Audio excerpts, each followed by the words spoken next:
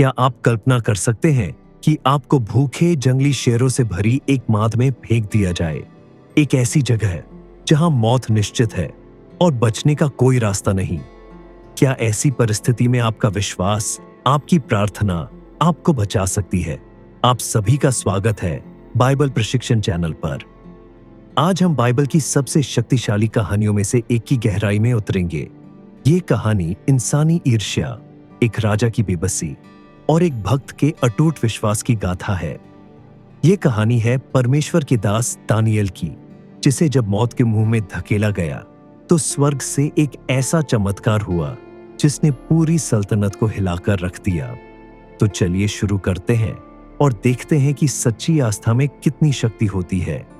यह कहानी बाइबल के पुराने नियम की पुस्तक दानियेल के 6 अध्याय में मिलती है। उस समय बेबीलोन पर राजा दारा का शासन था।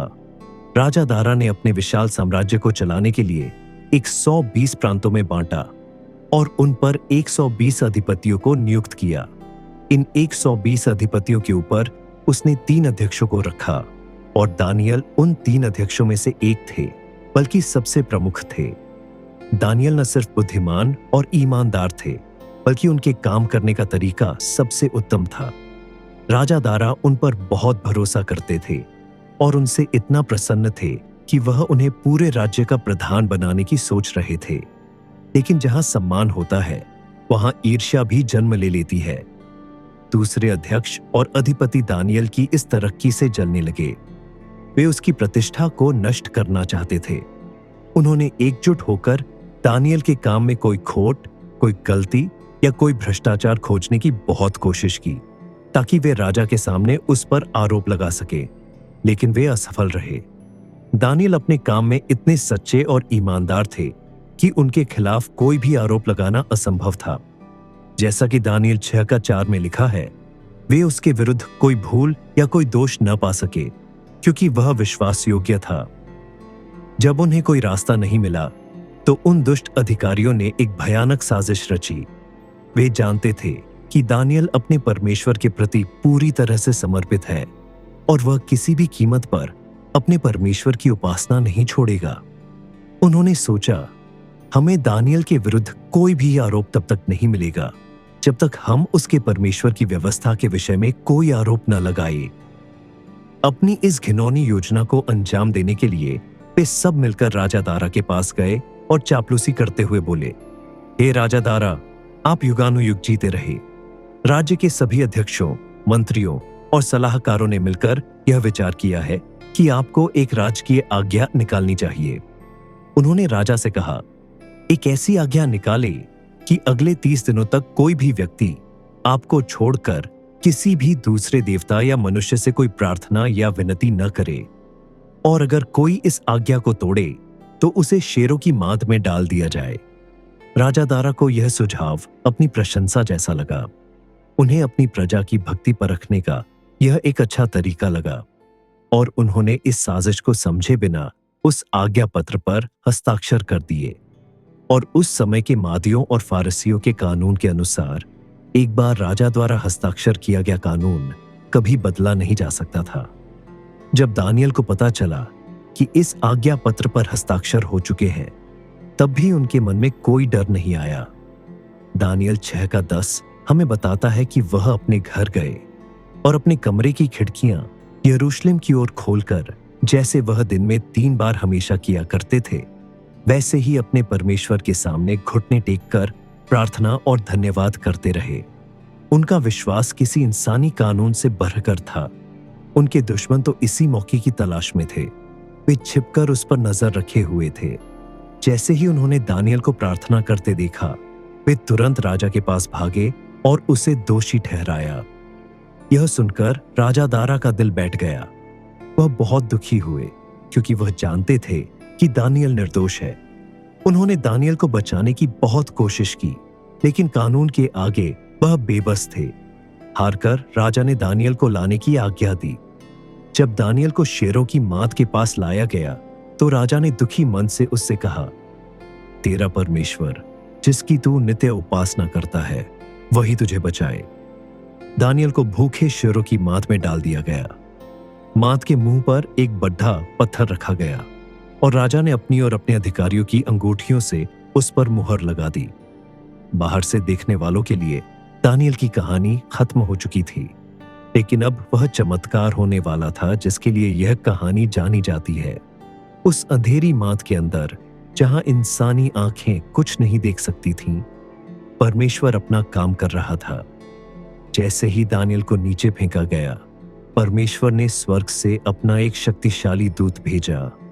उस स्वर्गदूत ने भूखे शेरों के मुंह को ऐसे बंद कर दिया जैसे वे पत्थर की शांत मूर्तियां हों। जिन शेरों की दहाड़ से पूरा इलाका कांपता था, वे अब दानियल के सामने शांत बैठे थे।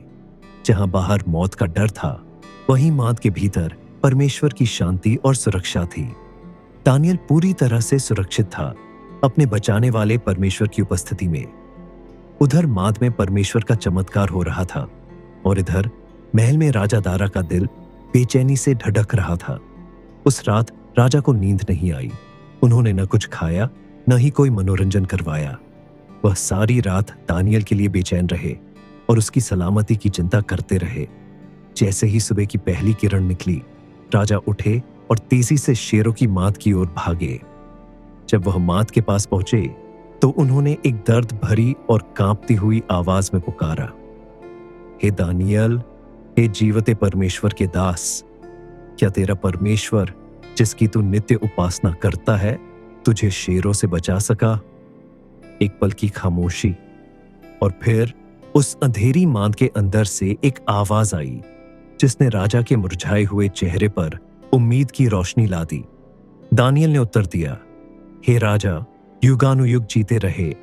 मेरे परमेश्वर ने अपना दूत भेजकर शेरों के मुंह को बंद कर दिया है और उन्होंने मेरी कोई हानि नहीं की, क्योंकि मैं उसके सामने निर्दोष पाया गया। और हे राजा, तेरे सम्मुख भी मैंने कोई भूल नहीं की है। यह सुनकर राजा बहुत प्रसन्न हुए। उन्होंने तुरंत दानियल को माद से बाहर निकालने का आदेश दिया। जब दानियल को बाहर निकाला गया तो लोगों ने देखा कि उसके शरीर पर एक खरोंच तक नहीं थी, क्योंकि उसने अपने परमेश्वर पर विश्वास रखा था। अब न्याय का समय था।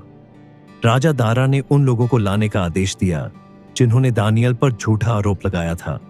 उन सभी को उनके बीवी बच्चों समेत उसी शेरों की माद में फेंक दिया गया, और इससे पहले कि वे माद की जमीन तक पहुंचते, शेरों ने उन पर झपटकर उनकी हड्डियां तक तोड़च डाली। इस चमत्कार को देखने के बाद राजा दारा ने अपने पूरे राज्य में एक नया फरमान भेजा। उन्होंने लिखवाया, मैं यह आज्ञा देता हूं कि मेरे राज्य के हर प्रांत में लोग दानियल के परमेश्वर का भय माने और उसका आदर करें, क्योंकि वही जीवता परमेश्वर है जो सदा तक बना रहेगा। उसका राज्य अविनाशी है। वही है जो बचाता और छुड़ाता है और स्वर्ग और पृथ्वी पर चिन्ह और चमत्कार दिखाता है। उसी ने दानियल को शेरों से बचाया है। इस घटना के बाद दानियल की प्रतिष्ठा और भी बढ़ गई और वह जीवन भर परमेश्वर की महिमा का कारण बना रहा। दानियल की यह कहानी हमें सिखाती है कि परिस्थितियां कितनी भी भयानक क्यों न हो, अगर हमारा विश्वास परमेश्वर पर अटूट है तो वह हमें किसी भी मुसीबत से बचाने की शक्ति रखता है। यह हमें यह भी सिखाती है कि जो लोग दूसरों के लिए घड़ा खोदते हैं, वे अक्सर खुद ही उसमें गिरते हैं। अगर आपको बाइबल प्रशिक्षण की यह प्रस्तुति पसंद आई हो तो इस वीडियो को लाइक करें, अपने लोगों के साथ शेयर करें और ऐसी ही और प्रेरणादायक कहानियों के लिए चैनल को सब्सक्राइब करना न भूलें। धन्यवाद।